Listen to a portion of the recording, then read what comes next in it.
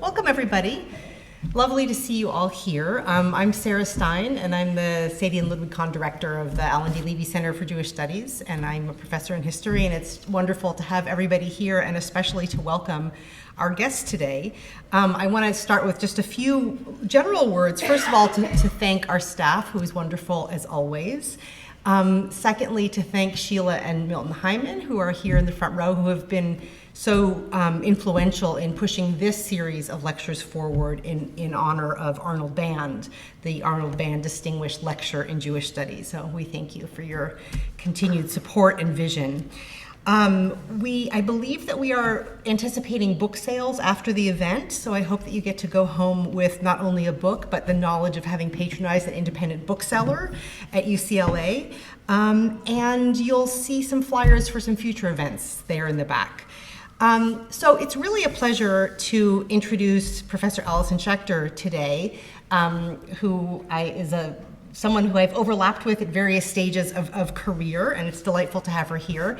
And you come off, and you are perhaps the most productive person that I know on the heels of a pandemic era, because you come with a flurry of scholarship in your immediate wake. So Professor Schachter is Associate Professor of Jewish Studies, English, and East European Studies at Vanderbilt. She is a scholar and a translator who works on modern Jewish literature and culture, and the author most recently of two books published by Northwestern University Press in 2022. One, a translation with Jordan Finkin called From the Jewish Provinces, Selected Stories of Fradl Shtok, and the second, from which this talk is inspired, a book entitled Women Writing Jewish Modernity, 1919 to 1939. And earlier, she was the author of Diasporic Modernisms, Hebrew and Yiddish Literatures in the 20th Century. For today's talk, Professor Schachter asks a series of questions which motivate her wonderful book. What role did women play in the making of Jewish literary modernity? And how might she write, one imagine, a counter history of modern Jewish literature from the perspective of women? And I understand today's talk, entitled Women Writing Jewish Modernity, focuses on a writer of Hebrew and a writer of Yiddish, Dvora Baron and Fradl Shtok, and considering how they use art as a form of political and social labor. So it's really wonderful to have you, and we welcome you to join us.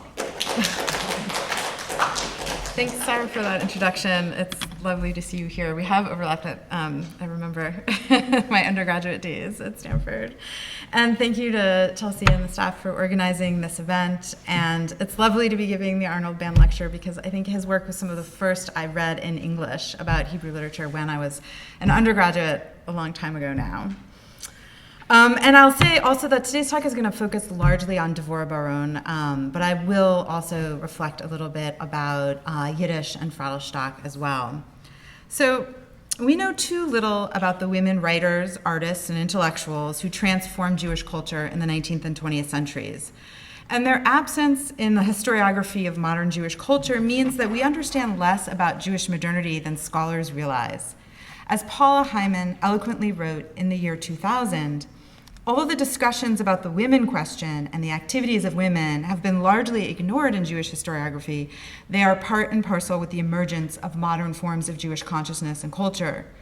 Women shaped modern Jewish historical experience as intellectuals, artists, mothers, and activists. And yet, 20 years after Hyman's sage words, modernity in the Jewish context remains largely synonymous with changing forms of masculinity.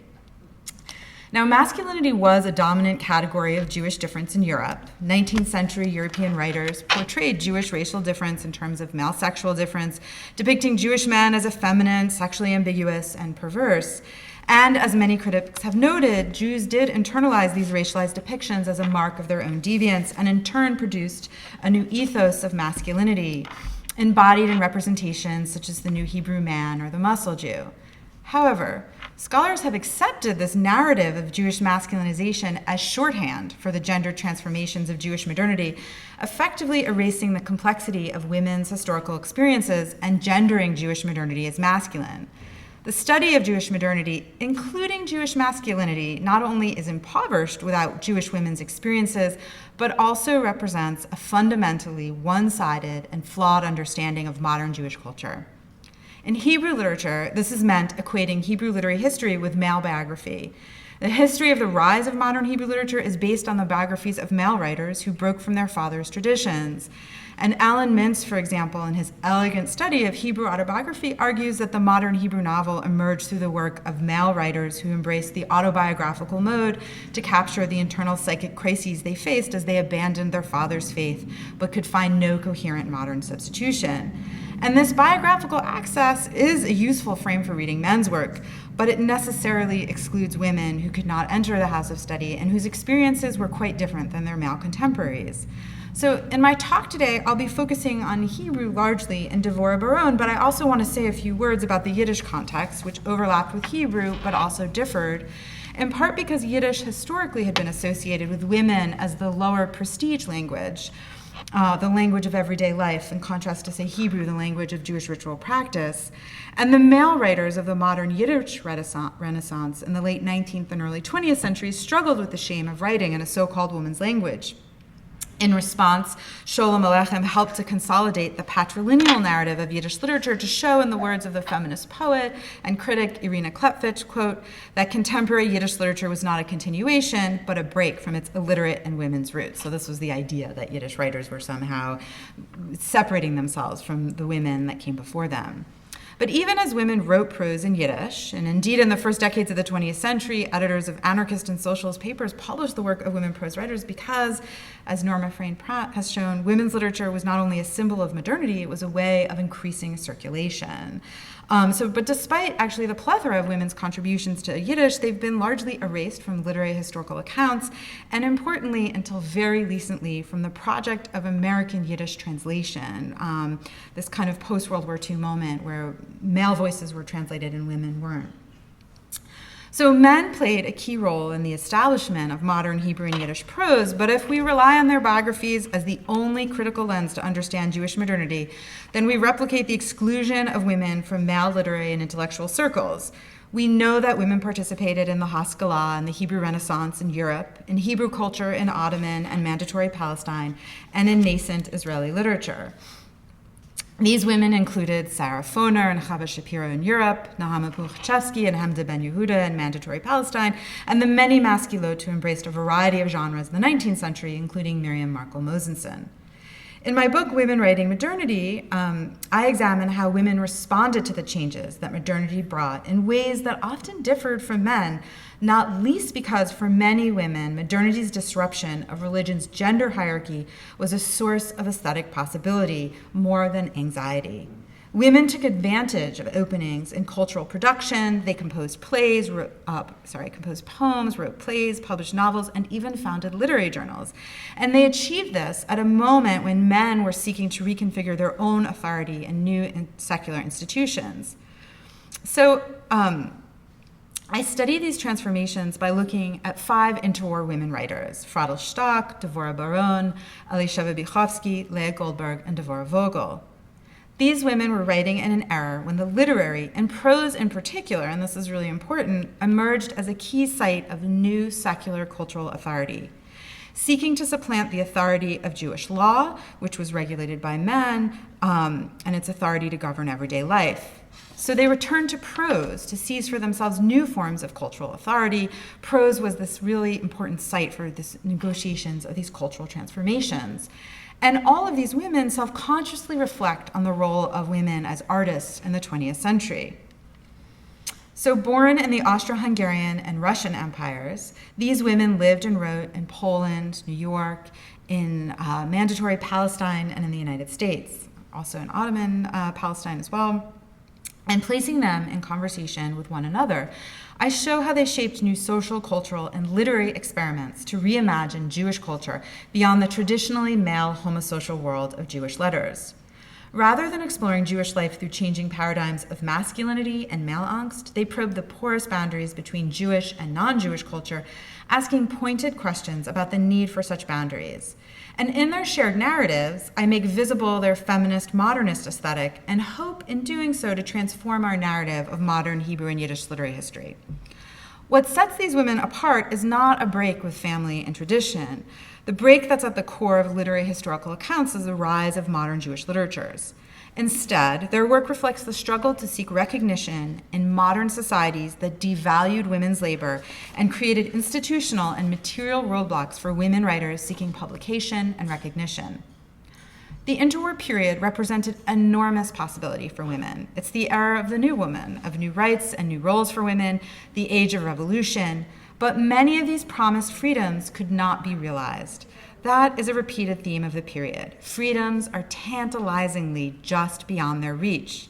In the book, I focus on the interwar period as a moment of radical transformation when new forms of national identity and minority rights emerged. The Polish Minority Treaty, which extended linguistic, cultural, and group rights to national minorities living in post-imperial Europe, redefined the concept of national minority. The post-war mandate system, which divided the former Ottoman Empire and German colonial empires into territorial mandates, created the contested political possibility for a Jewish national homeland in Palestine, and additionally, Soviet minority policy imagined new forms of national minority belonging along more internationalist lines. But at the same time as these political concepts evolved, women gained hard-fought enfranchisement across the globe, including in the USSR in 1917, Poland in 1918, and the US in 1920. These new rights promised new freedoms, but those freedoms were contingent on the social conditions that structured women's and minorities' access to the privileges of citizenship and the protections of the law. So I'll pivot now to talk a bit about Dvora Baron, and in particular, the ways in which she was conceptualizing her own feminist aesthetic in dialogue perhaps with someone who might seem surprising, Flaubert and his 19th century realist novel, Madame Bovary. So Dvora Baron is one of the few women whose works have been incorporated into the canon of Hebrew literature, and really the most canonical figure in the book. In fact, there are none in Yiddish, although again, this is changing like moment by moment. So she occupies an indeterminate place in Hebrew literary history. Writing about women's domestic spaces in the Eastern European shtetls, she distanced herself from the aesthetic and political norms of labor Zionism, which lionized male agricultural labor. Whereas the agricultural laborer, the ideal of labor Zionism in early 20th century Palestine, was the typical protagonist in Hebrew literature, she attended to the work of the woman and the woman artist. Yet she played an authoritative role in the institutions of labor Zionism as a literary editor of the political organ of the left-central labor Zionist party, Hapoel Hatzair, the Young Worker. Once she emigrated to Ottoman Palestine, she turned her back on Yiddish and on her early stories, referring to them as smart tutim, a calque for the Yiddish shmata, or rag. And these tensions between her leftist feminist political critique and her Zionist commitments proved actually debilitating for her, and she was, in some ways, a victim of her own politics, turning her back on the language of her childhood and rejecting her earliest work in such derogatory terms proved debilitating. In my talk today, I want to look at how Baron engages with the 19th century French novelist Flaubert to explore questions of labor and capital that underwrote her feminist critique of labor Zionism, and to conceptualize the role of woman as writer and artist. I'll show how she turns to Flaubert and to the figure of Emma Bovary in her quest to link women's domestic lives to the social conditions of aesthetic labor, so that we start to really rethink how we understand what the domestic means when we're reading Jewish literature written by women. So in approaching Baron's biography, as with the other women writers in the book, I returned their work to the artistic, intellectual, and political worlds they inhabited and from which they've been largely erased. This historical context makes their aesthetic project visible in ways that it has not been up to this point. Where men's experience became a given historical narrative for these literatures, and it sort of means that accessing women's experiences is necessary to revise that narrative. But my aim here is not to biographize or re-biographize women's writing. I appreciate the danger of that, but rather I'm interested in women's formal ambitions and how those ambitions align with the literary and intellectual worlds they inhabit.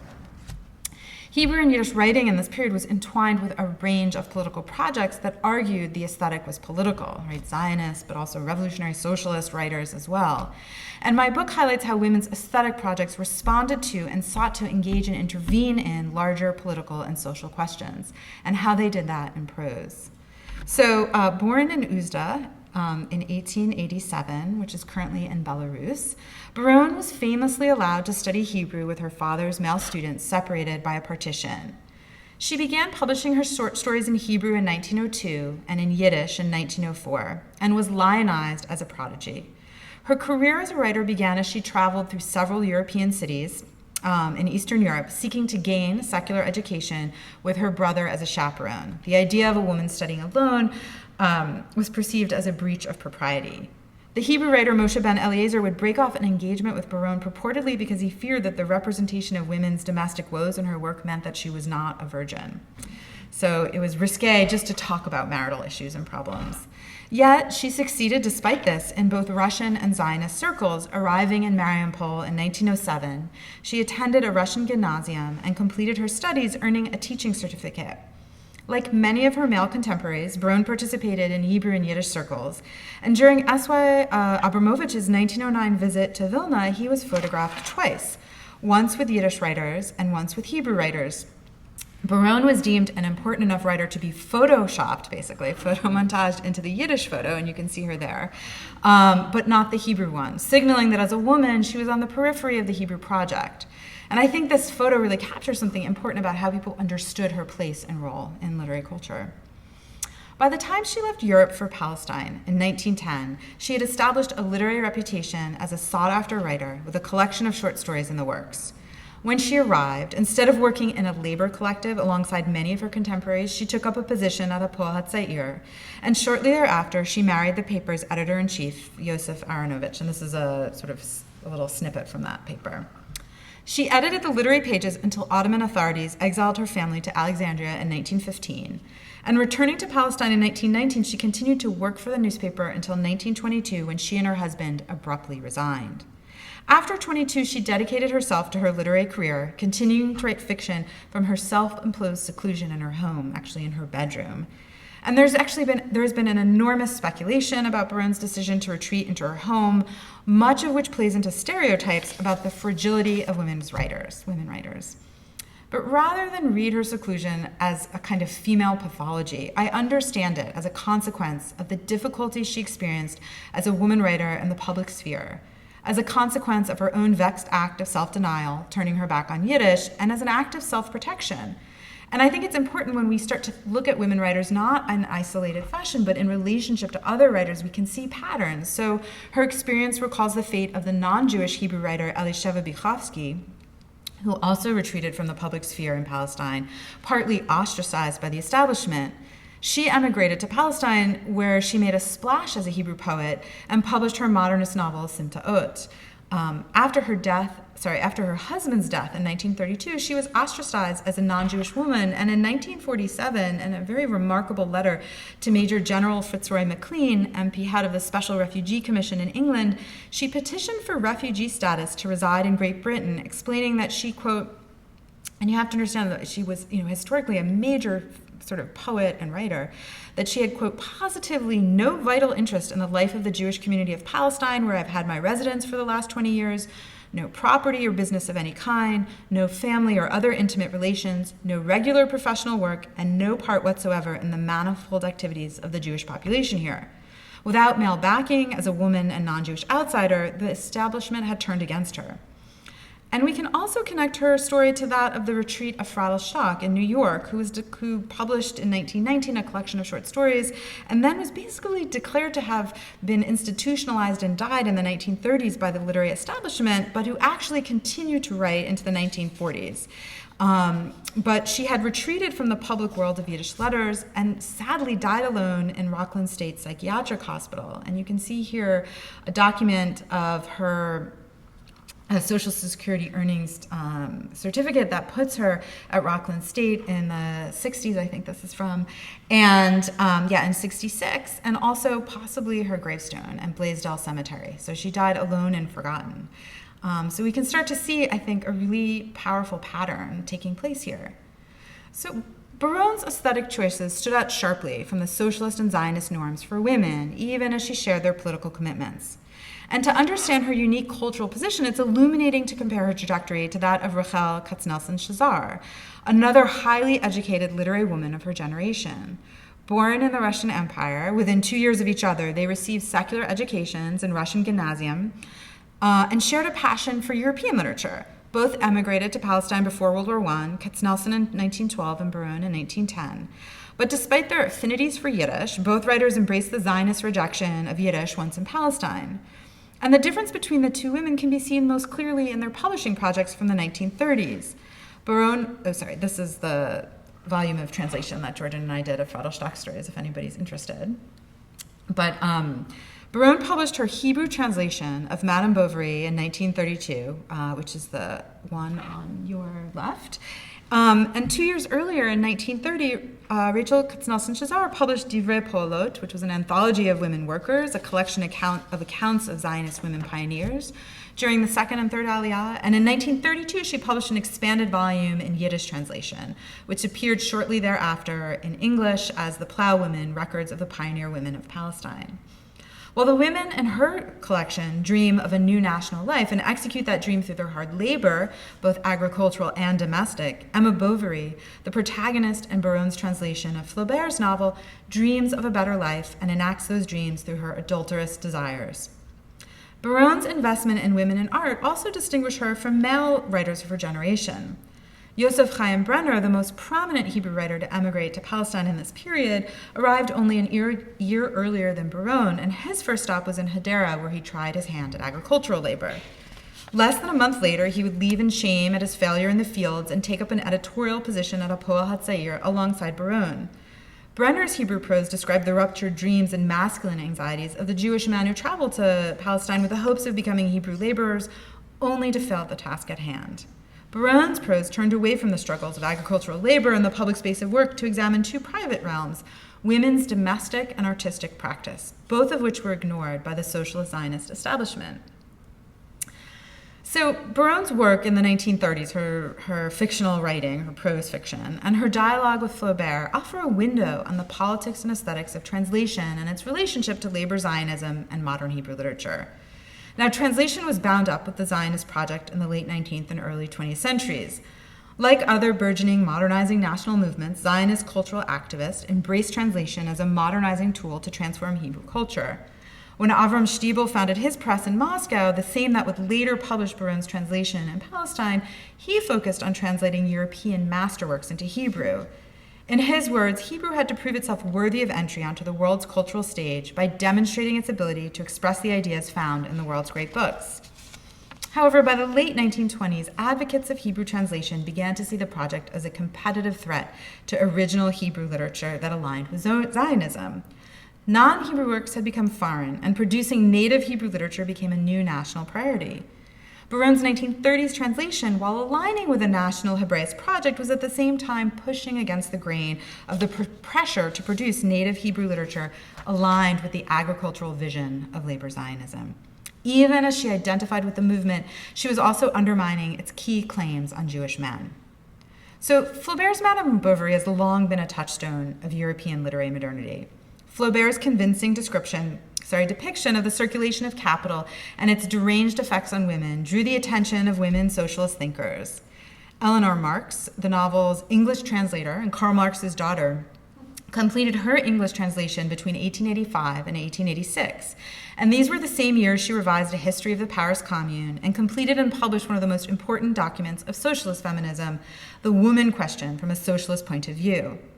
Emily Apter reads Marx's English translation as refracting her socialist and feminist commitments and argues that Eleanor Marx views translation as a form of labor and embraces a non-capitalized theory of language.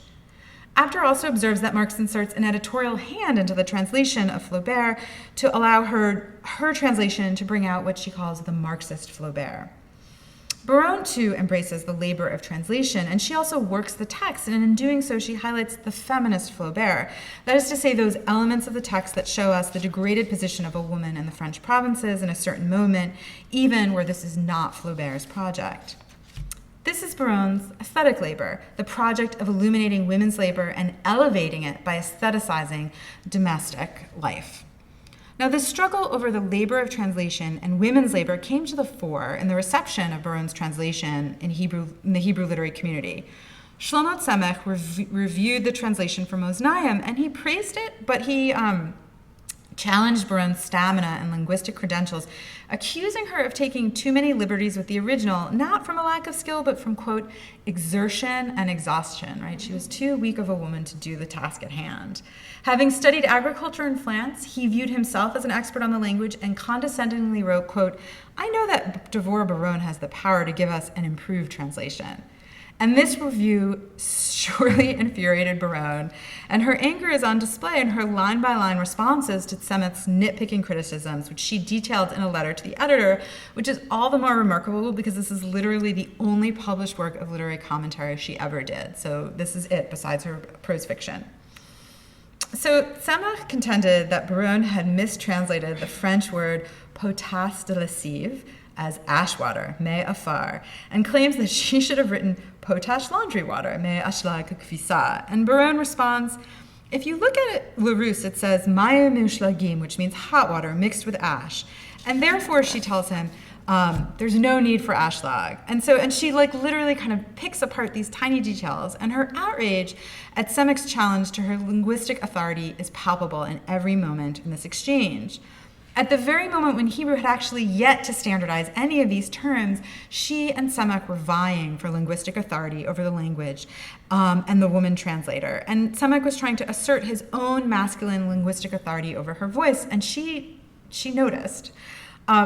Focusing, though, on the minutiae of Baron's word choice, Tzemach actually completely missed how Baron radically reworks Flaubert's novel for her own aesthetic and political project. In her translation, Baron redeems Emma from Flaubert's contempt, elevating her into a woman who understands the distinction between reality and fantasy, even as she seeks to escape her reality through her fantasies. And this has always been the claim leveled about Emma, as she doesn't know the difference between literature and life. In her translation and in her literary work in the 1930s, Baron takes seriously women's aesthetic labor under conditions of subjection that limit women. And I'll give you just a brief example of her translation choices to get a sense of what she's doing. So in one scene in the novel, Emma and Léon, with whom she ultimately will have an affair, return from a platonic walk early in their friendship before they commence this affair. So in Flaubert's original, and I'll read you Marx's translation, it's written, yet their eyes were filled of more serious speech. And while they forced themselves to find more trivial phrases, they felt the same languor stealing over them both. It was like the deep, continuous murmur of the soul dominating that of their voices. So in Flaubert's description here, we get these two young people as unable to articulate their desires. Their eyes signal serious thoughts they can't express, and they ultimately experience a shared languor described as an exteriorized force that invades their words and limits their ability to act. They are drugged by feelings that are not clearly their own. Now, in her translation, Baron removes the invading languor from the scene, and in fact, she removes that term. Flaubert uses it a few times, and it's a kind of a key term for him. So in her translation, and I'll read you my sort of English literalization of the Hebrew, their glances spoke otherwise. While their tongues stuttered and sought trivial words, their two souls were filled with one great longing. The echo of their hearts was the deep, continuous murmur of the soul that drowned out every other voice. So overwhelmed by their longing for each other, they fail to speak. However, gone is the invading languor that smothers Emma's desires, her ability to act or to realize her longings. Baron uses the term bat kol here for echo, which in the Talmud has a mystical resonance and can refer to a divine voice from the heavens. And this divine voice is here secularized as an expression of their desire for each other. Baron's bat kol is an inner voice, a form of intersubjective communication that recalls Woolf's narrative technique in Mrs. Dalloway. No longer is the irony here afforded by the conflation of author and heroine. In this passage, Baron departs from Flaubert's ironic formulations of Emma's lack of self-awareness. Emma's and Léon's thoughts and feelings come from within. And Baron grants Emma more substantive interiority and more control of expression. She tries to articulate her very real desire with her eyes, even as she mumbles her words. There's a gap between thought and language, but it can be read as a lover's awkwardness rather than an encounter void of all depth or interiority.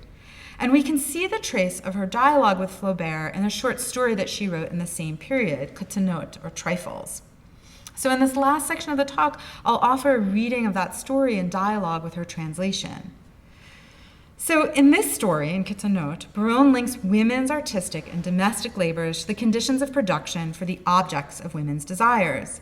And she engages with and revises Flaubert's portrayal of women's desires for consumer goods into feminist socialist terms. So in the Flaubert's novel, if you recall, she's buying all of these items on credit that she wants and then ultimately goes bankrupt, which is the thing that leads to her suicide in the end. So Ketanot details the travails of a young rabbi's wife in the small town of Chimlovka. The narrator of the story is niece of the rabbi's wife who visits regularly in the summers from the larger town of Zhuzhikova.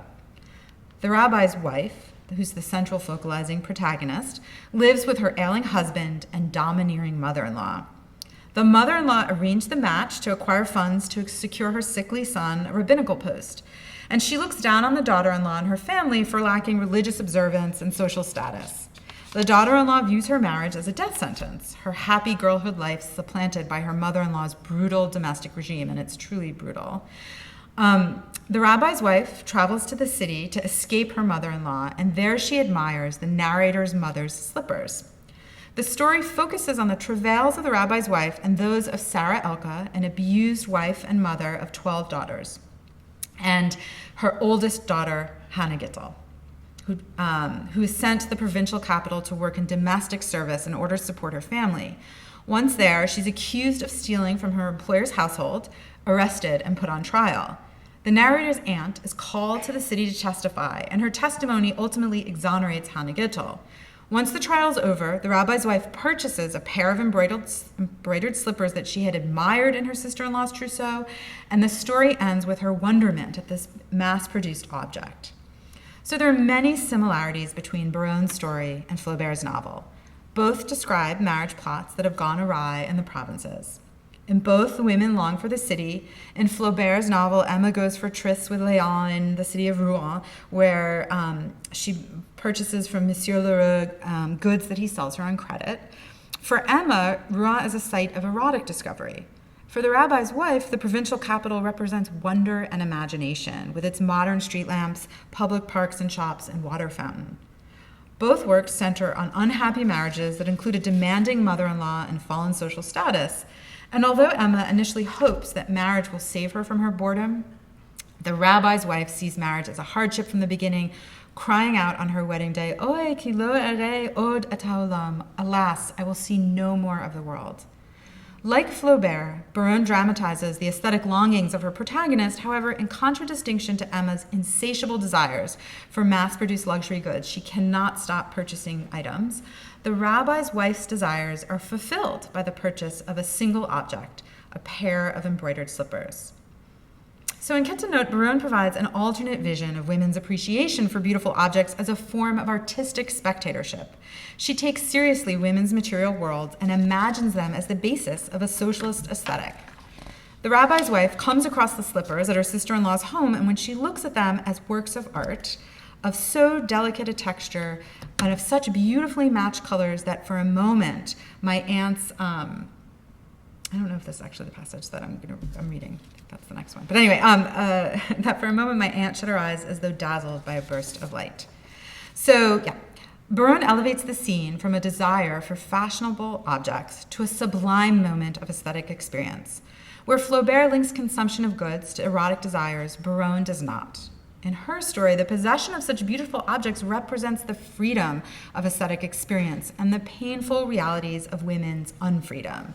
This is the tension that Eva Zirek identifies in her work on Anglo-American modernism. Quote, "The gravitational pull of the unresolved tension between dumb muteness and literary innovation, between women's transformative practice in politics and literature, and the devastating impact of sexist and racist violence on women's lives and bodies.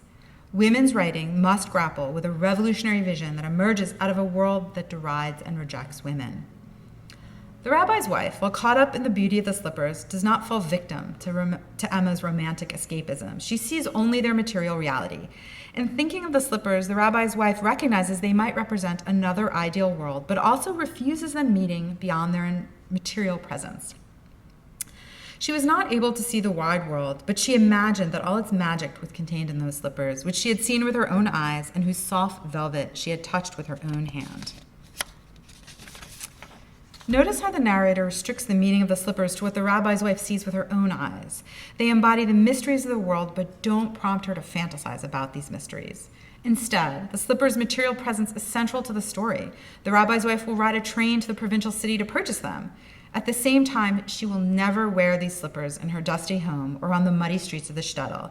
The slippers, secreted away as a private treasure, are objects of aesthetic appreciation, like works of art stowed away for contemplation and safekeeping. They are also figures for the circulation of capital and the exploitation of women's labor. In the story, they contrast with the rabbi's wife's wooden clogs, which are a source of shame and embarrassment, and tie the rabbi's wife to the provincial world of the shtetl and the indignities it visits on women. The women's clogs are actually symbols of male violence. The narrator recalls seeing the shriveled arm of Sarah Elka, the cobbler's wife, as her aunt inspects the red wheels left by the cobbler's hammer. These shoes are produced by the same tools that leave such gruesome marks on the cobbler's wife, and they contain the brutal traces of the violence enacted on women's bodies in the village. They signal the miseries of married life. The rabbi's wife, a figure of moral and religious authority in town, can only agree with Sarah Elka that she has much sorrow, but she can't ease those pains. There can be no justice for the wife who fears the devastating consequences of divorce more than the bruises on her body left by the cobbler's tools, and this is how the rabbi's wife helps her. She stops the husband from divorcing her. By contrast, the slippers are mass-produced factory objects, which also tell a story of women's exploitation. In the second half of the 19th century, factory work and domestic service were the new urban jobs that Russian women flocked to cities to perform. And domestic service was widely regarded as degrading work. In both workplaces, women faced economic and sexual exploitation regularly. In the story, Hannah Gittel is sent off by her family to work in domestic service in the provincial capital. She enjoys the economic fruits of her new urban employment, returning home with a fashionable pair of high-heeled shoes that she must take off to walk through the muddy streets of the shtetl. This is a story very concerned about shoe wear, as actually is Madame Bovary. So she returns with the high heels and a bleaching cream for her complexion. And these luxuries are the accoutrement of modern urban femininity. Her exploited domestic labor produces the conditions for this new commodified project of beauty. Once Hannah Gittel is in prison, she'll lose her bleached complexion and return to the body of a provincial Jewish woman.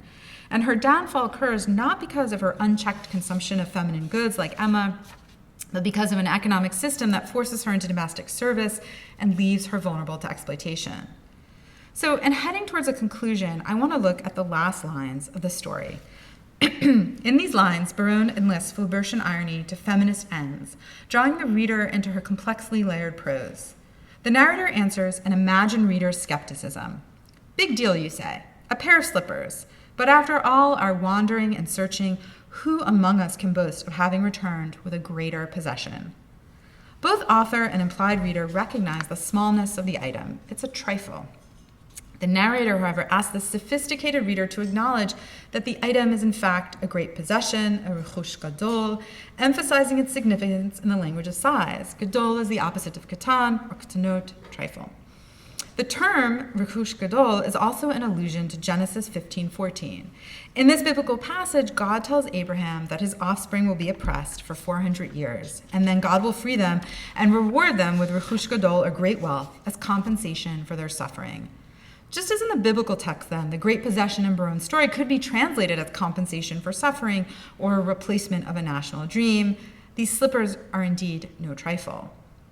So Baron structures her story around the ironic gap between her implied readers and the women she depicts. And this ironic gap, however, is intended to mobilize compassion and pity, not contempt and derision. Baron recasts the desire for embroidered shoes as a desire for beauty that, even when realized, cannot protect the rabbi's wife from the brutality that surrounds her. This is the feminist aesthetic potential born out of violence, and it becomes Baron's modernist feminist practice. Reading Baron in dialogue with Flaubert and the material conditions of women's oppression offers us a different lens on the relationship between Hebrew prose and Jewish cultural modernity.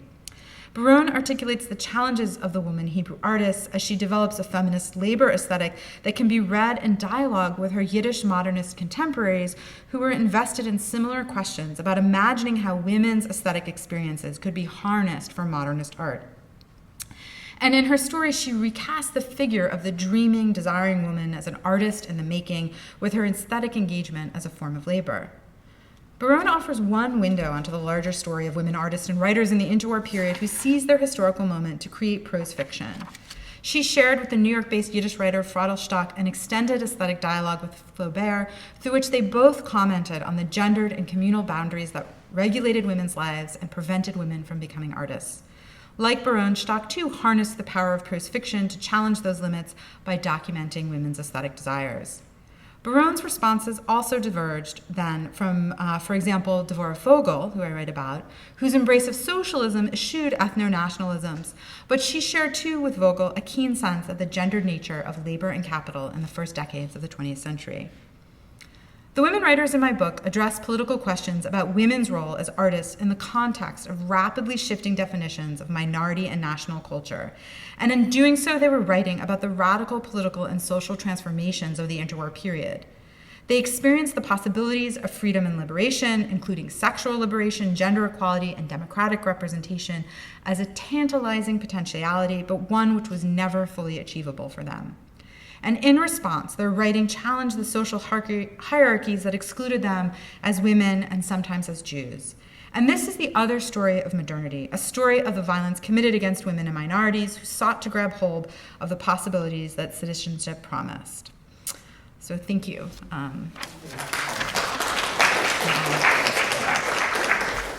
I wanted to first to zoom out to the book as a whole, but you can also answer this in terms of Baron, in terms of who would have been the typical readers for the writers that you focus on, Yeah.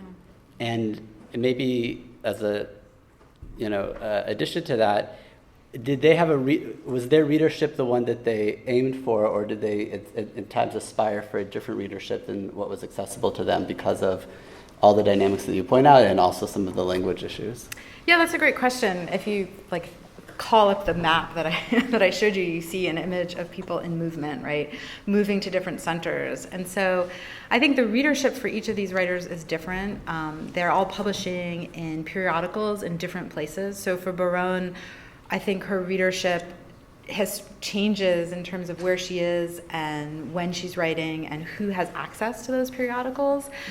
I think what's interesting in particular about Baron that I didn't have time to talk about is that I can't remember, she's in her late 30s before she has an actual book published, and it's always just about to be published, and she's foiled primarily by her husband, who keeps putting it off, and he's I'll do it, and then he publishes someone else first. So I think for all these women there's a sense of frustration. Devorah Baron's another really interesting example because she was a writer in what is now Ukraine, in Lviv, Lemberg, she actually liked to call it Lemberg, and she was publishing largely in New York periodicals and had a really hard time finding a readership in Yiddish, but she auto-translated herself into Polish, and Polish modernist circles were much more open to her work. She was too radical for the Galician Yiddish literary circles.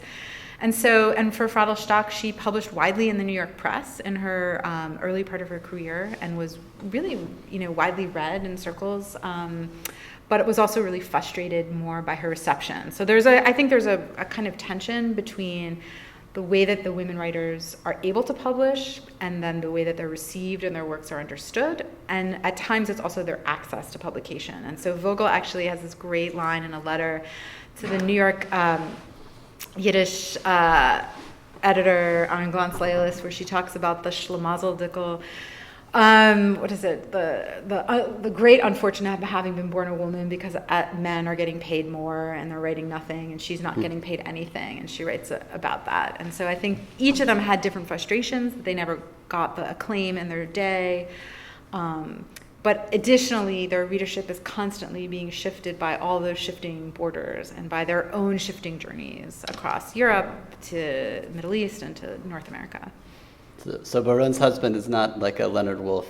No. And whereas Bychowski actually is successful, I think this is another part of the story. If you have a husband who's supportive, things go better for you. So Bychowski's husband creates a press for her work, and while he's alive, she's wildly successful. But the second that he dies, everything kind of collapses for her. And Shtok, actually, I discovered, was married but got divorced, and then moves back in with her husband, but it was clearly a rocky relationship and didn't do much for her literary career anyway. Well, and so I wanted to you alluded to it briefly, but your translation of Shtok's from the Jewish provinces. So I see in that and in Women Writing Jewish Modernity that you're looking, and you talk in this book as well, as changing what's available even for us now as professors of Hebrew Jewish literature, what we can put on syllabi, what readers can access, not just the scholarly community, but the larger readership. So how do you see that translation of Shtok's work, and she seems to be in some ways like the most maybe marginalized or off the radar of the authors you cover in this book. So the translation in this book, do you see them as forming a larger intervention together, and how do they work off each other? Yeah, I mean, I think that in a way, translation can make a bigger impact on literary history than scholarly work, because when things become available and people have them available to read and teach, then you get a generation of students who now are reading women, and there's a real burst of translation of Yiddish women writers that's happened in the past 5 years, actually. There's a lot more available, and Shtok, I think, is of them, she's a kind of what we might call a high modernist writer, and that it's a highly aestheticized prose that we just didn't have access to in Yiddish. I think it's interesting. I'm really interested in the Cold War moment as defining the modern American Jewish literary canon in a very particular way, and part of that is through translation. And so I think that translation history has really shaped what we know about Yiddish literature, and so I'm really hopeful that people will read Shtok and that it already has changed. I mean, I think right now you could not, whereas when I initially first taught a class on Intro to Yiddish Literature and I asked folks for syllabi, most of the syllabus had 1 week on women poets, and that was it. There was no women prose writers. And now I think you could teach a whole class that was 50-50 or all women in translation, which is an extraordinary change. But also I was giving a talk in Haifa virtually, and we were talking about how, because there's really been in Hebrew literature, there's been a lot of interesting discussion about modernist Hebrew poetry, and then we had modernist Hebrew prose, and it was all men. And now I think some of these women write prose writers, so like Leah Goldberg, who I read about, who's known as a poet, and Elisheva Bichovsky, who when she's really read, it's as a poet, that suddenly their prose is now returning to syllabi. And that was really exciting to hear, that people are really rethinking how they're teaching these literatures, and kind of both Hebrew and Yiddish literary studies are very belated in their feminist moment, I think, for a range of reasons, and it's nice to see that changing. And I think obviously for Hebrew in Israel, it's not a translation question, but in the U.S., I think it is a translation question, especially for Yiddish. So, speaking of all this, I made a note that in terms of anthologies, anthologies of modern Hebrew literature, Joel Blocker's Israeli Stories from '62. Alter's Modern Hebrew Literature from '75, and Shaked and Alan Lechuk's 8 great Hebrew short novels from '83. These are this is what you had available as far as Hebrew short fiction. 0 women writers in any of those anthologies. So and it would be the same for the really famous Yiddish anthologies. The contemporaneous Yiddish anthologies. There would be no women. And you were mentioning the Cold War. I was actually curious. So you're saying kind of maybe the 50s, 60s, this choice of who gets translated. Because another interesting thing to me is, when does a non-religious Yiddish readership in America die off? When does that no longer become viable, such that translation is necessary for circulation? Well, so I think that. In some ways, they're two different questions, because I like to think about the translation of Singer's Gimple the Fool by, or who is it? What?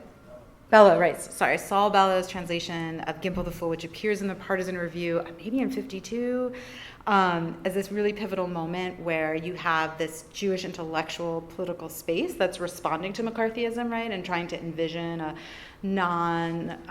safe socialist leftist voice, and in this moment of instantiation of translation, you have Singer and Gimple the Fool, and then you have a Jewish American, that simultaneous Jewish American literary canon that's being consolidated in this moment, and it's also very male, and it's Bellow and later Roth, and a kind of very particular canon. And I think that, McCarthyism didn't just silence like leftist critics, it also sought feminism itself as a threat. And so as Jewish intellectuals were trying to create a space for themselves in the American literary scene and Jewish writers, they did so in response to, I think, McCarthyism and to the kind of,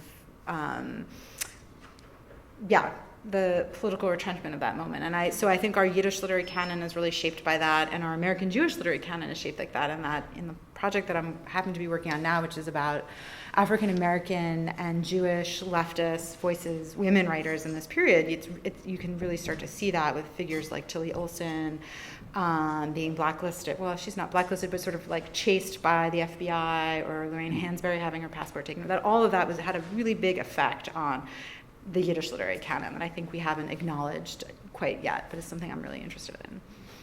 Yeah, and so you mentioned in the book there's the double marginalization in discussions of African American literature that's with Audre Lorde or something. It's very common, but I think especially this in Jewish, cultural studies, historiography, this obsession with masculinity.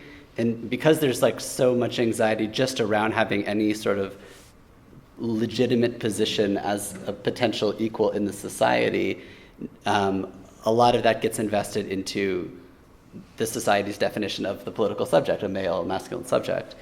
And so given that like so many of the polemics about Hebrew Zionist literature are Zionist, anti-Zionist, they're both equally obsessed with, I think, the masculinity question, especially with Baron. How do you see her and some of these other writers, Goldberg, changing the way that we look at the politics of that moment outside of just an exclusively anxiety over like Zionism is no more and no less than this anxiety over masculinity.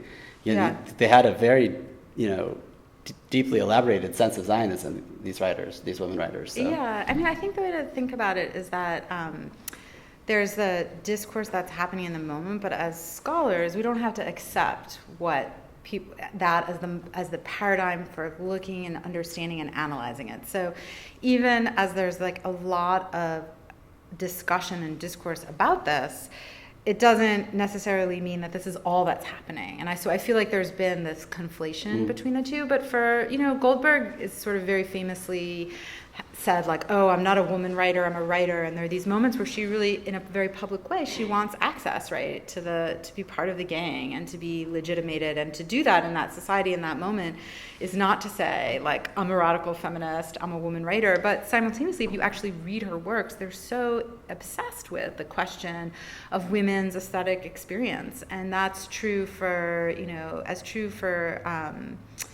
her letters and for the novel that I write about in my first book that I'm blanking on the title.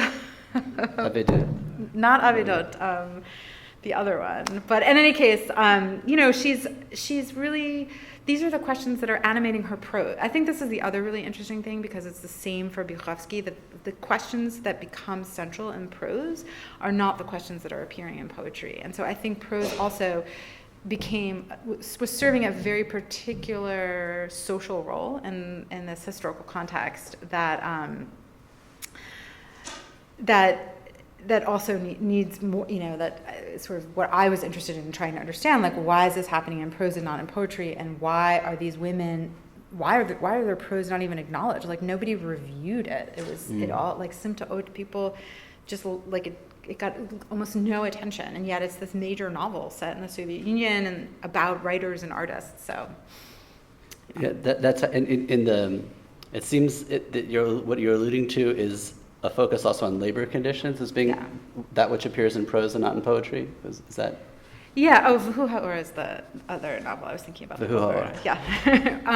Yeah. No. I mean, I think the question of the aesthetic labor maybe is all genres, but that what these women writers are doing in their works is taking the question of women's actual labor and representing it, and then using that to reflect on this aesthetic and political question of what it means to be a woman artist. Whereas I don't think that's as much the subject of their poetry at the time. Although, some of Goldberg's poems are in some ways dealing with some of these issues, but it's very different in the prose, for sure. I have a few more questions, but we're doing really well on time. So, in the spirit of generosity, maybe we'll open it up for questions, and then if there's still time, I can toss one or more out there, and just respectfully that more questions than comments, questions that end with a question mark, that kind of thing.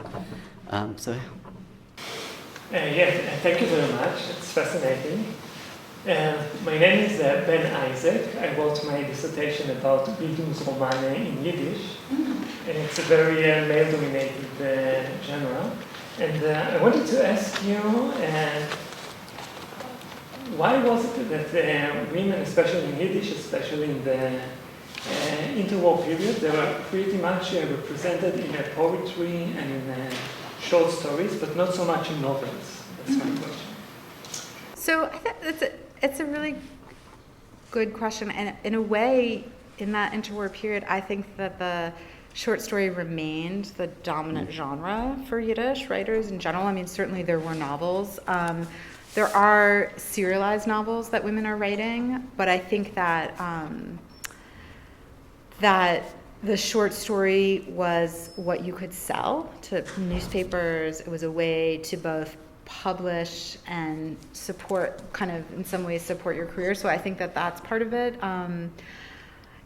But I'd have to think about that a little more in terms of how many novels we have versus short stories. But I would imagine that also, again, who had access to publishing novels was sort of determined by gender as well, and that women were discouraged from writing novels and found it more challenging to publish them. Although, we certainly do have some novels from the period, for sure. Thank you. Thank you. I have a question concerning the side remark that you gave at the very beginning concerning the internalized Jewish male inferiority. And so, I'm completing a book on Jewish masculinities in Poland, and I really wonder, if it's not that we as scholars are internalizing certain concepts, that Zander Gilman and Leve wrote 30 years ago, very far away from the Eastern European Jewish context. They focus really on German Jews, overly intellectual males who think about what's going on in their heads. And the argument which I make in my research is that, that if you look at everyday Jewish experience in Eastern Europe, it's this sense of seeing yourself as that you are not as good as men as other people around you. It's not that strong, or it's even in if you look at the Polish Zionism, it's not there. It's not there to the extent that you would like to have it.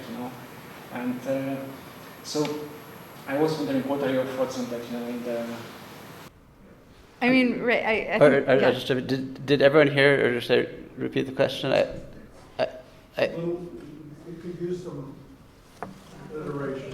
Yeah, just the question, it's a great question, is sort of what I was alluding to, this obsession with masculinity in the scholarship. A lot of it goes back to these books by the Baron brothers and by Sandra Gilman, and that maybe some of that is becomes overdetermines the way scholars still to this day look at that. And you were asking, the question was saying that might be more reflective of German Jewish masculine anxieties, but in Poland and Eastern Europe, in some of the material, there isn't as much of this anxiety as we may think there was. Is that about right? Yeah, exactly. I mean, my argument is that, that because, Polish Jewry was much bigger and much more self-sufficient, in cultural terms, this anxiety was less visible. I mean, I think you could write an anthropology of the scholar, of Jewish studies scholars' investment in masculinity, right? And think a little bit about why the scholars who are writing about this and their relationship to tradition and to a certain intellectual trends. I agree. I think it's certainly true that masculinity is a concern for Zionism, that it's a driving concern. I mean, I think it would be hard to write or think, even for Polish Zionism, there's a dialogue that's happening there, but the scholarly investment in the 20th century in writing about masculinity is overdetermined, or it clouds a lot. It clouds a whole set of things, right? Because there's still women, right, who are having experiences and engaging with these questions. So, and my sense is that, yeah, absolutely, and that it would be different, that the questions around masculinity, if we look at them as a sociological and historical phenomenon, would look different, and for sure.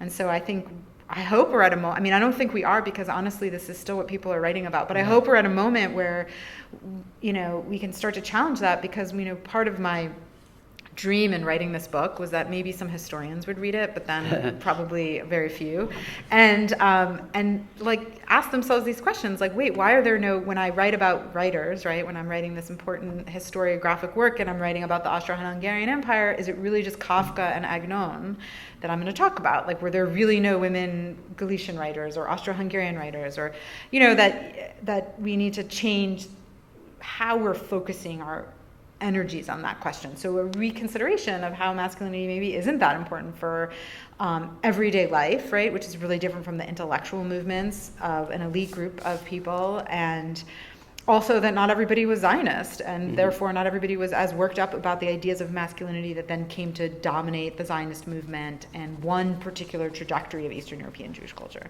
So I think, yeah, absolutely. Any other questions? Yes, please. Thank you very much. So positive. Yeah. But the overarching question is, how does the Jewish women's experience that you articulate different from the history of women in society, in America even, in Europe generally? Yeah. Because some of the issues that you talk about resonate with having lived through the feminist movement and having a daughter, what I experienced in working with women. I wonder how much of it is Jewish, how much of it is societal. Well, no, I think you're absolutely right that these women are not just living in Jewish worlds, they're living in the world. And so, like many women, they're gaining new rights and new experiences, and yet also being deprived of those very rights or of the fruits of everything they're experienced. So I would say that that the struggles that they faced are shared by women internationally in these different contexts. But I would say that the Jewish literary world had its own particular dynamics that are different. So for instance, if you look at the history of British literature, the 19th century is dominated by women writers and novelists who gain an enormous amount of cultural importance that's really different from what we see in 19th century Russian literature or in 19th century Eastern European literature. So I think there are historical and contextual differences for what, say, a young immigrant Jewish woman arriving in New York in like 1906, marrying without a college education or hopes of getting one, but with dreams of being a writer might experience than what an American-born woman writer with a family and establishment in the U.S. might have experienced. But that Jewish immigrant woman writer might have something very much in common with other, say, immigrant writers in different communities. And then it would depend on, what were the editorial norms in their community. Like, I don't know, for instance, there's a lot of intersections between Yiddish and Italian anarchists, immigrant communities, but I don't know much about Italian immigrant women as writers, and so that would be an interesting point of comparison for sure. So some of it is just, it's hard being a woman in like the interwar moment, like everywhere, and then there's very particular things, which mean that while we know a lot about women writers writing in America in English, we know very little about American Yiddish writers writing in America in Yiddish. I have a question is there? Keep thinking. We'll be thinking together. In terms of these different trajectories, so yeah, I think about, you talk about 19th century England, so Eliot and the Bronte sisters, and I'm thinking, I could be wrong, I'm not like an Anglophone specialist, but of writing to more of a bourgeois readership or middle class readership, and versus writing Yiddish literature, like you said, the immigrant writer without a high school education writing Yiddish literature, presumably to be read on the Lower East Side or something, presumably with a working class readership in mind, or not maybe even in mind. Yeah, I mean, I think it's interesting because someone like Fradl Shtok had literary aspirations. So there's a lot of self-education that happened. She grew up in the Austro-Hungarian Empire. I'm not sure I have to think about what age she was when she left, but she definitely had an education in German literature. And so many of these writers who were working class were incredibly educated in their own ways, sometimes as autodidacts and as readers. And so there was a literary culture, and then there was a popular literary culture. And I don't write as much about the popular literature, but it's different and has different dynamics. But even a writer like David Bergelson, who's a really important Yiddish modernist writer, really struggled with the editor of the Vorwärts, or the Daily Forward, which still exists today, about trying to get his writing acceptable for a popular audience in order to get money and sell his stories. So I think that dynamic, selling your work and making a living, is on the mind of so many of these writers, and they couldn't support themselves, most of them, as writers. They had to have other means of employment. And what's interesting about Shtok that I discovered when I was researching her is that after she does leave, she gets really upset about this book review, and she slaps the editor across the face, and then she actually moves up near Columbia, and she moves in with another woman who is an aspiring Yiddish writer, and they're roommates for a bit, and that woman goes on to work for Columbia University Press, actually. But, you see them, they flee together, and they're trying to make a living, doing literary things, but it's hard. Yiddish literature is definitely, not for, the faint of heart in the early 20th century. Not the golden goose. Exactly. I hesitate to ask this because I'm a little late. Sorry about that. But I very much appreciate this idea of a modernism that's sort of grounded in material conditions, experiences of labor, and I'm wondering sort of how you see that remaining in these theorizations of modernism, not just sort of say a high modernism, but even of course we move through diasporic and marginal modernisms. Is this a modernism from below? Is this what? How do you conceive of that? That's a really interesting question. I don't think it's a modernism from below, but I think that it is. It's deeply rooted in a belief in art as an aesthetic project, separate from the everyday. That there's a redemptive idea about art and the aesthetic project of creating literature, but one that also understands that in some way as political. So, if I begin the book with Dvora Baron and Fradl Shtok, who are maybe writing, they're writing short fiction, they're engaging in a dialogue with European literature. I end with someone like Devorah Vogel, who was a really avant-garde aestheticist, but who also saw her project as revolutionary and Marxist, and really believed that the work she was doing was political in that way. And so I guess what I would say is that it's not an elite modernism, but but insofar as it's a modernism that is invested in the aesthetic idea, even when it's at its most radical and revolutionary. I remember growing up in Tel Aviv. Dvora Baron was maybe the only woman in the curriculum of early Jewish writers, next to some men. And I wanted to ask you, why do you think she made it into the canon of generations? Was it about the subjects she wrote about, or her personality, or the quality of her works? So Sheila Jelen has a whole book about this, just about Dvora Baron, and her argument is that Baron imitates the men to a degree. So she doesn't reject a certain male aesthetic, but she's part of it. She's gaming this. She knows what she's doing, and she adapts their aesthetic norms, and this enables her to enter into the literary canon. And I think there's a convincing argument. I mean, she was part of the socialist Zionist elite. She was the literary editor. She had some authority, which is, maybe another part of it. But it's interesting, she was still so frustrated in her attempts to publish a book. And she was so misread. I mean, she's often called a poet in prose, or her work is read as like somehow mystical and distinct and lacking in real. I mean, they're all the ways that she's read as this interesting exception, has often like kind of tried to make her. It's interesting to think about how it sort of feminizes her, sets her apart from the canon. She's there, but she's the woman. So I guess she's the exception. She understood how to play the role as like an exception that proves the rule. And, I think about like there are other writers writing at the same time. They don't talk about each other. There's a lot of alienation among the women writers from each other. She's not part of like a female literary community. Yeah, no, I mean, I think it's an interesting question, but I think like Sheila, I think offers a really useful way of thinking about how she positions herself as like the female Toulouche, basically, the female uprooted writer.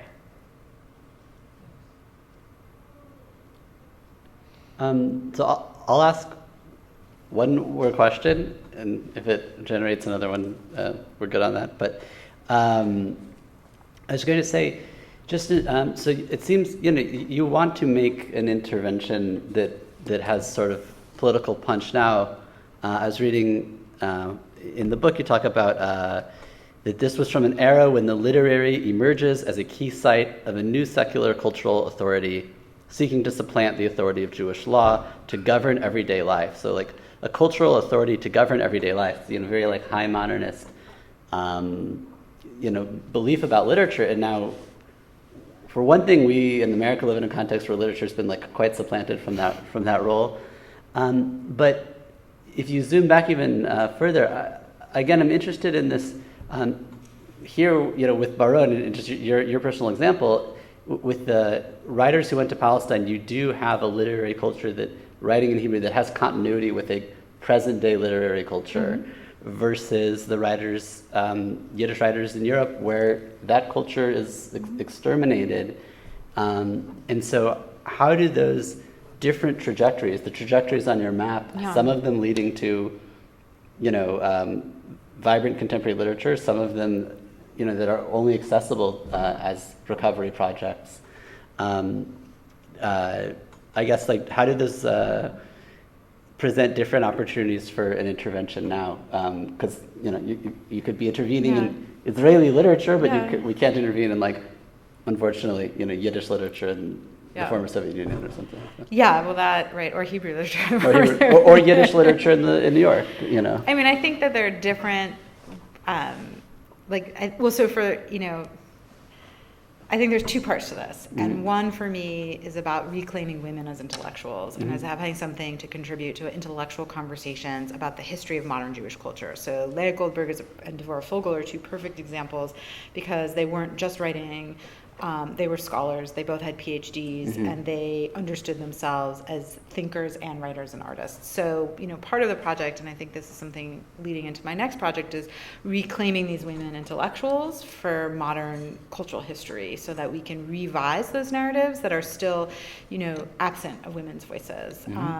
I think in the history, the Yiddish literature is a literary history negotiated through translation, which is why I took on a translation project in relationship to the book by making, part of it is I just wanted Fradl Shtok to find her readers because her voice is, it's a really amazing and important, and it felt like in translating her, it did feel like I was finding her the audience she didn't have and the reception she didn't get in her lifetime, but also making text available to let people know about a really rich literary history. And then in Hebrew literature, it is about there is a contemporary Hebrew literary cultural scene, although Hebrew literary criticism is very much on the decline in Israel today.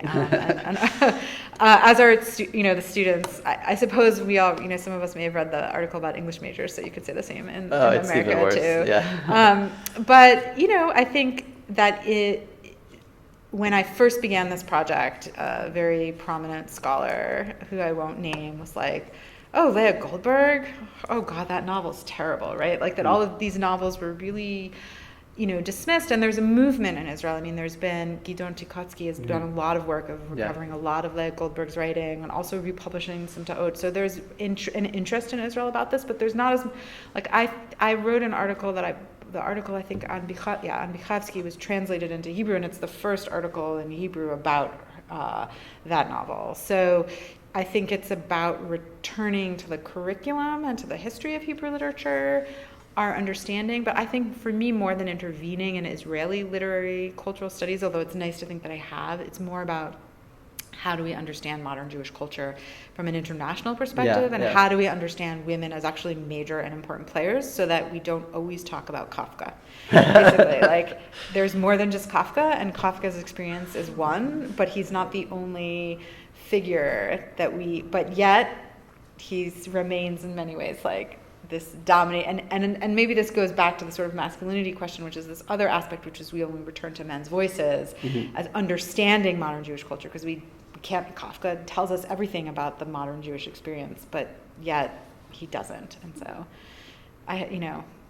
that's another takeaway that I'm always trying to get my students to. No, that's Just like a follow-up, there was a Kafka event 2 weeks ago at USC, and it's like 4 or 5 more people than in this room, and it shows this this kind of like hierarchies, like what attracts attention. Yeah. And I really like your point about reclaiming spaces, and I'm very sure that your book will get to the curriculum of Jewish literatures. But my question is, if you think that there is a chance to get not only to the curriculum, but to a larger perception of American Jews or American society, what are Jewish literatures, what is Yiddish literature, or the canon is so fixed, so stuck that you cannot. No matter what you do, you cannot change it. I don't think it's stuck at all. I think there's now I laugh about that. There's a generation of undergraduates that are going to college and taking courses in Yiddish literature, and they're reading Fradl Shtok and Miriam Karpelov and Yentamash, and I have no idea that this is radical. And when in 20 years, those writers are going to become, for people who read, those are going to be the voices available. And this is why I do think translation is so important, because the canons that have become so normalized, we accept that somehow Jewish American literature is Roth, Bellow, and Singer, and Mailer, and Mailer's kind of dropped off. Honestly, I think I was at the Jewish Studies Association, and I went to this panel on teaching American Jewish literature, which is not exactly my field, though I do teach it.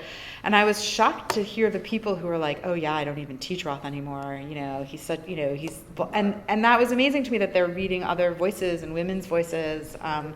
So, I'm teaching Tilly Olson, right, and Grace Paley, and those are the more dominant figures. So I do think that as teachers and researchers, it sometimes feels like what we do doesn't matter, but I don't think that's true. I think we do shape what gets published and read, and by translating things and doing events for broader public and writing book reviews, those are the ways that there's sea shifts that are happening. So I'm not optimistic about almost everything in the world except for that. Yeah. Maybe that's a great note to end on, optimism. Yeah. That's a rare note for me. It's rare note. But thank you very much for your scholarship, your translation, and your talk today. Thank you for your questions. Thanks for coming.